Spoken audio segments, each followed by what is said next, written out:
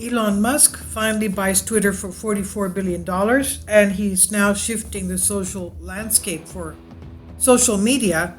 Billionaire aims to turn big tech giant into genuine free speech platform. Ardmore WND reports, and there's a lot of liberals that are, of course, worried about this. Hours after declaring his hope that his worst critics will remain on Twitter, billionaire entrepreneur Elon Musk purchased the social media giant for $44 billion Monday, turning it into a privately held company. Musk is now the richest person in the world, according to Forbes, and he's made it clear lately that his chief aim is not to make money on the deal, but to turn Twitter into a genuine platform for free speech, without censoring, that is.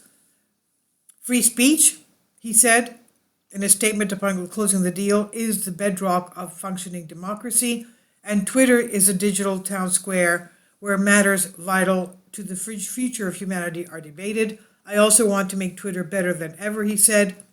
He promised new features such as making the algorithms open source to increase trust, defeating the spam bots, and authenticating all humans. The big tech giant Twitter notoriously censored the New York Post blockbuster stories on certain elite families, powerful political families, also who were peddling with influence peddling with China and Russia and other nations, banning the likes of the former President Trump, Dr. Robert Malone, and other notable figures whose tweets violated the established narrative on issues such as politics. Now, 3 days ago on Earth Day, the pre-Elon Musk Twitter announced its latest crackdown on scientific debate in a company blog post. Misleading advertisements on Twitter that contradict the scientific consensus on climate change are prohibited, in line with our inappropriate content policy. After purchasing 9.2% in a stake in Twitter in April 4, Musk reached out to Seth Dillon, CEO of the Babylon Bee, to confirm that the conservative satire site's account had been suspended for hateful conduct. Dillon said that just before Musk polled his followers about Twitter's comments on free speech, the billionaire wanted to confirm that the Babylon Bee had been suspended. Dillon said he never mused on that call that he might need to buy Twitter. The suspension came after the Babylon Bee named someone, a U.S. politician, derogatorily. Now, the story apparently was in response to USA Today, having to do with one of Biden's advisors. Now, on Monday morning, shortly before the deal was announced, Musk tweeted, "I hope that even my worst critics remain on Twitter, because that is what free speech means." One man could not change a culture. Meanwhile, left-leaning journalist Aaron Rupar expressed the fears of many Twitter users, including former President Obama, who believe robust exchanges of competing ideas should be shut down in order to protect people from misinformation. Rupert wrote that his thoughts go out to people I know who are working for Twitter because yikes.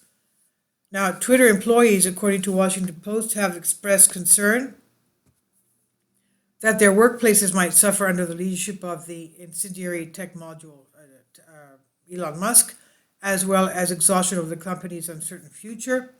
And amid news of the takeover last Thursday, Twitter CEO Parag Agrawal held a company-wide meeting to reassure his workforce of 7,500 full-time employees by arguing that one man could not change a culture and that it was up to the company to set strategy, according to the Post reports. Joe Concha, a political columnist for The Hill, wrote on Twitter that airports should be packed today with all of those people threatening to leave the country if Elon Musk acquired Twitter. Well, he did acquire Twitter. At the White House on Monday, Press Secretary Jen Psaki assured a reporter that the administration would continue to engage with Twitter and other social media platforms to combat misinformation. The reporter noted that President Biden's Surgeon General had called misinformation about certain things in public health crisis. And Psaki also asked if Biden is concerned that Musk's purchase of Twitter will result in the former president of the United States being reinstated on that platform.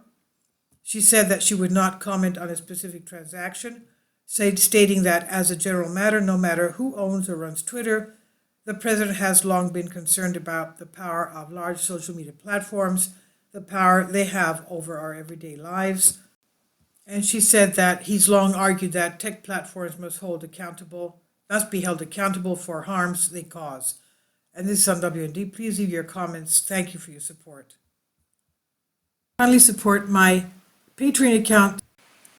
The daily posts are 5 videos daily, and they are totally different from what I have on my YouTube channel.